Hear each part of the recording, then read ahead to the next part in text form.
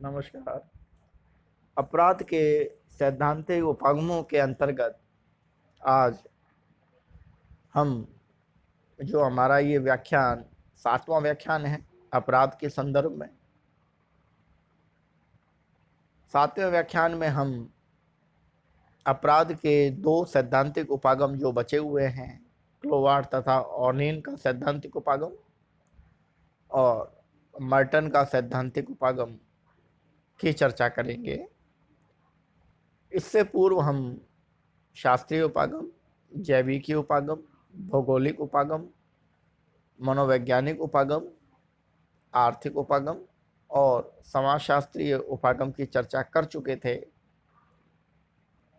आज का यह लेक्चर अपराध के संदर्भ में अंतिम लेक्चर है।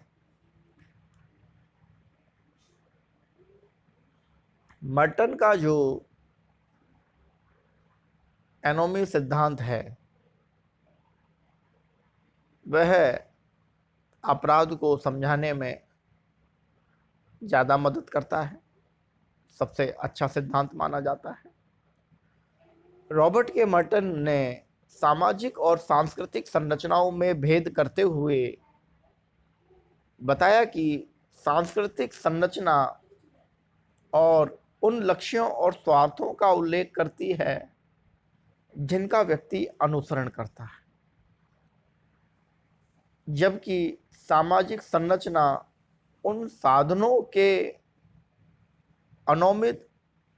अनुमोदित तरीकों का उल्लेख करती है जो लक्ष्यों और स्वार्थों के अनुसरण को संबंधित करता है।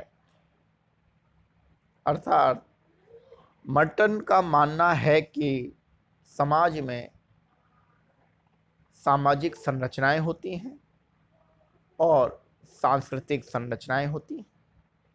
सामाजिक संरचनाएं साधन के रूप में सामने आती हैं और सांस्कृतिक संरचनाएं लक्ष्यों के रूप में सामने होती हैं। व्यक्ति अपने लक्ष्यों की पूर्ति साधनों के माध्यम से करता है।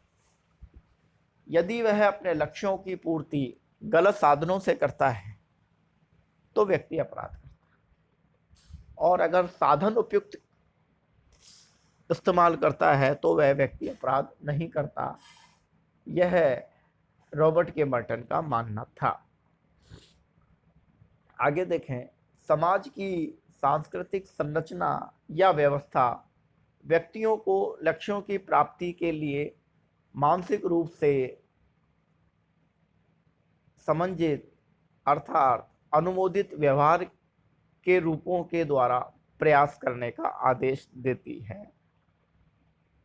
मर्टन कहते हैं कि समाज की सांस्कृतिक व्यवस्था व्यक्तियों को लक्ष्यों की प्राप्ति के लिए अनुमोदित व्यवहार करने का आदेश देती है। विचलित व्यवहार उस समय घटित होता है जब सामाजिक संरचना एक व्यक्ति के इन लक्ष्यों की प्राप्ति के लिए अनुमोदित तरीकों को अपनाने को सीमित कर देती है, अर्थात लक्ष्यों और साधनों में विनियोजित तनाव उत्पन्न करता है। एक बार इस पैराग्राफ को हम दोबारा पुनः समझेंगे। विचलित व्यवहार उस समय घटित होता है जब सामाजिक संरचना एक व्यक्ति के इन लक्ष्यों की प्राप्ति के लिए जो समाज द्वारा अनुमोदित तरीके या साधन हैं वह सीमित हैं, और उनकी सीमितता के कारण ही व्यक्ति लक्ष्यों और साधनों में जो सामंजस्य रहना चाहिए था वह विनियोजित हो जाता है, और उनका विनियोजन ही अपराध को जन्म देता है। मर्टन के सैद्धांतिक उपागम को हम इस सारणी से समझेंगे। मर्टन ने एक सारणी दी जिसमें एक तरफ विचलन के प्रकार को रखा, दूसरी तरफ मर्टन सांस्कृतिक लक्ष्यों की बात करते हैं, सांस्कृतिक संरचनाओं की बात करते हैं। तीसरी कारक के रूप में मर्टन सामाजिक संरचना की बात करते हैं, अर्थात संस्थागत साधनों की बात करते हैं। मर्टन कहते हैं कि व्यक्ति का पहला व्यवहार विचलन का जो प्रकार है वह समंजकारी कॉन्फॉर्मिस्ट है, जिसमें व्यक्ति सांस्कृतिक लक्ष्यों और संस्थागत साधन दोनों समाज के अनुरूप ही काम में लेता है। उदाहरण के लिए परीक्षा में पास होना सांस्कृतिक लक्ष्य है और उसके लिए वह पुस्तक खरीदता है, नियमित कक्षाएं लेता है और एग्ज़ाम परीक्षा देता है और वह पास होता है। यह कन्फॉर्मिस्ट अर्थात समंजकारी व्यवहार है। इसमें समाज अनुरूप व्यवहार है और अपराध का या विचलन की मात्रा 0% है। मर्टन दूसरा करते हैं नवाचार। मर्टन कहते हैं यह विचलन की मात्रा लिए होता है और यह 100% विचलन है। सांस्कृतिक लक्ष्य तो समाज के अनुरूप है, परंतु संस्थागत साधन समाज के अनुरूप नहीं है और व्यक्ति समाज संस्थागत साधनों के स्थान पर अनुचित साधनों का उपयोग करता है। उदाहरण के लिए परीक्षा में पास होने के लिए व्यक्ति नकल का उपयोग करता है, नकल के माध्यम से परीक्षा पास करता है। तो यह व्यवहार नवाचार को तो प्रदर्शित करता है, इनोवेशन तो है, परंतु इसमें विचलन की मात्रा 100% है। मर्टन यहाँ भी एक बात कहते हैं कि यदि इनोवेशन नहीं होगा तो समाज में परिवर्तन भी नहीं होगा। इसलिए इनोवेशन उस अवस्था तक तो ठीक है जब सामाजिक संरचना या व्यवस्था को नकारात्मक रूप से प्रभावित नहीं करे, लेकिन जब इनोवेशन नकारात्मक रूप से प्रभावित करते हैं तो समाज व्यवस्था टूट सकती है।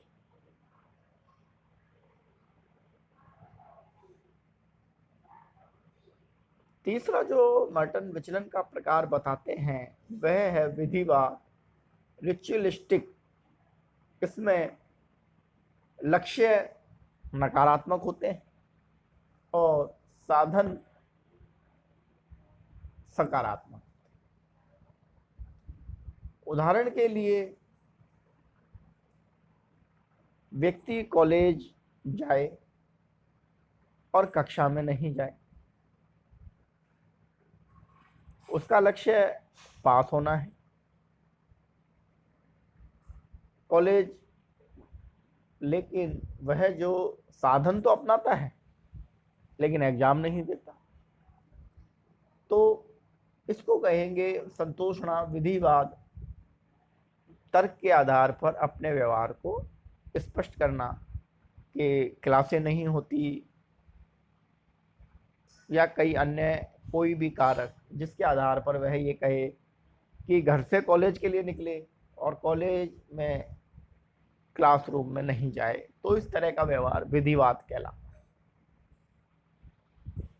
मर्टन जो चौथी अवस्था बताते हैं वह है पलायनवादिता, रिट्रेलिस्टिक पोजीशन, प्रतिमान्यता, प्रतिमान्य,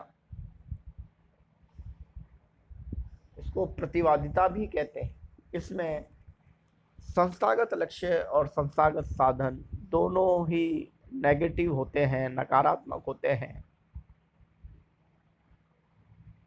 इसमें विद्यार्थी, उदाहरण समझें कि विद्यार्थी घर से निकलता है, कॉलेज व कक्षा दोनों में नहीं जाता और कहीं और चला जाता है, उसका सांस्कृतिक लक्ष्य तो नेगेटिव है और उसके साधन भी नेगेटिव हो गए। इस तरह को कहते हैं पलायनवादिता, अर्थात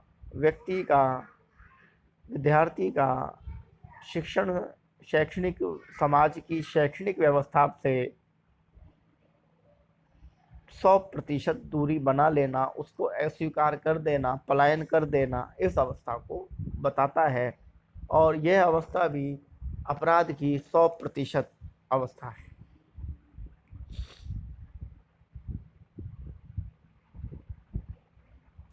अगला है विद्रोह।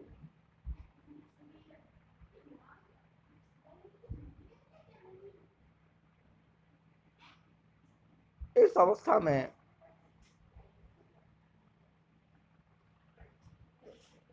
व्यक्ति के पास ना तो कोई सांस्कृतिक लक्ष्य होते हैं, ना कोई संस्थागत साधन होते हैं, वह दोनों का विरोध करता है।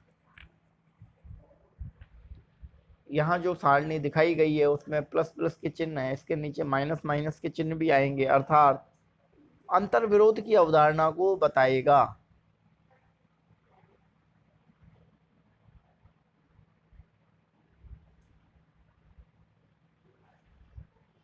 अगला जो हमारा सिद्धांत है वह है, सैद्धांतिक उपागम है, वह है क्लोवार्ड तथा ऑलिन का सिद्धांत, जिसे हम विभिन्न अवसर का सिद्धांत भी कहते हैं। यह सिद्धांत सदरलैंड और मर्टन दोनों के सिद्धांतों को सम्मिलित करके प्रस्तुत किया गया है, इसीलिए इसे विभेदक अवसर का सिद्धांत भी कहते हैं, क्योंकि यह दो सिद्धांतों में विभेद करके बनाया गया। क्लोवार्ड तथा ऑलिन का कहना है कि एक व्यक्ति का वैध और अवैध दोनों अवसर की संरचनाओं में स्थान होता है, अर्थात उसके पास संस्थागत साधन सकारात्मक और नकारात्मक, सांस्कृतिक लक्ष्य नकारात्मक और सकारात्मक दोनों उपलब्ध होते हैं। दूसरा, अवैध अवसरों की तुलनात्मक उपलब्धता व्यक्ति के समंजन की समस्याओं के समाधानों को प्रभावित करती है।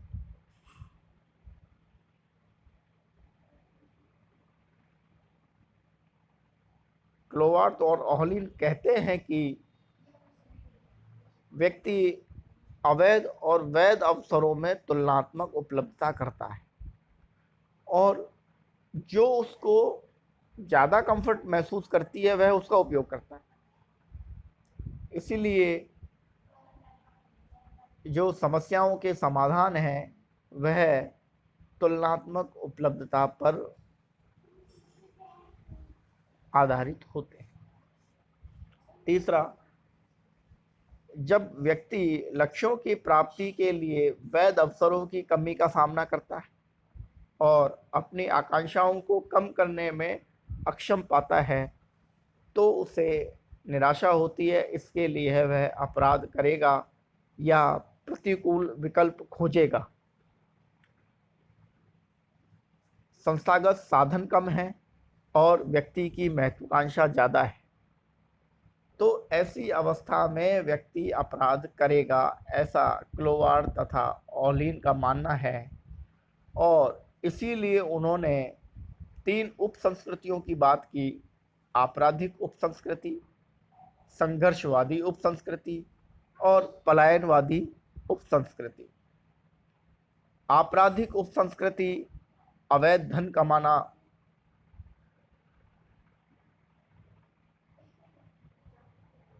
उदाहरण है। हिंसात्मक क्रिया संघर्षवादी उप संस्कृति का उदाहरण है, और मादक पदार्थों का सेवन करना पलायनवादी उप संस्कृति का उदाहरण है। इसे आप पुनः समझें। यदि कोई व्यक्ति पैसे कमाने की महत्वाकांक्षा अधिक रखता है, तो वह आपराधिक उप संस्कृति की ओर अपने चरण बढ़ाता है। वह अपनी सामाजिक दायित्वों को कम करेगा और व्यक्तिवादी विचारधारा से प्रेरित होगा, और उसमें भी वह नियमों के विपरीत जाके अधिक से अधिक पैसा कमाना चाहेगा। तो यह आपराधिक उप संस्कृति। संघर्षवादी उपसंस्कृति के अंतर्गत हिंसा जैसे कृत्य आते हैं। यदि कोई व्यक्ति मारपीट, छीना झपटी, इसमें उसे आनंद आता है, इस तरह के वह कार्य करता है, तो वह संघर्षवादी उपसंस्कृति का परिणाम है। इसके अंतर्गत हड़ताल, नारेबाजी, विरोध, प्रदर्शन आदि आते हैं। तीसरी उपसंस्कृति होती है मादक द्रव्य पदार्थों के सेवन से संबंधित। क्लोवार्ड तथा ओलिन कहते हैं कि यदि व्यक्ति समाज के संस्थागत साधनों और सांस्कृतिक लक्ष्यों के प्रति उदासीन हो जाए, दोनों से दूरी बनाए और मादक पदार्थों के सेवन तक सीमित होता है, तो यह पलायनवादी संस्कृति है, अर्थात समाज से व्यक्ति का पलायन हो गया और वह तीसरी उपसंस्कृति का हिस्सा बन गया। ये तीनों उपसंस्कृति व्यक्ति को आपराधिक व्यवहार करने के लिए प्रेरित करती हैं। अल्बर्ट कोहेन ने भी एक आपराधिक उपसंस्कृति का व्यवहार सिद्धांत दिया। मुख्यतः कोहेन का यह सिद्धांत बाल अपराध की व्याख्या से संबंधित है। बच्चे की मूल्यांकनात्मक समझ व साधनों तक पहुंचना होना बाल अपराध को प्रोत्साहित करती है। क्षणिक सुखवाद की उपस्थिति आपराधिक उपसंस्कृति को सीखने की ओर अग्रसर करती है। अगला जो हमारा व्याख्यान है वह बाल अपराध पर होगा। उसमें मैं आपको आपराधिक उपसंस्कृति को विशेष रूप से बताऊंगा। आज अपराध से संबंधित जो अपने पाठ्यक्रम के कंसेप्ट थे, अर्थ, परिभाषा, प्रकार और उपागम, वो पूरे होते हैं। ये नोट्स मैं आपको व्हाट्सएप ग्रुप पर प्रेषित कर दूंगा और मुझे समझ है कि आप इसे समझ पाएं। धन्यवाद।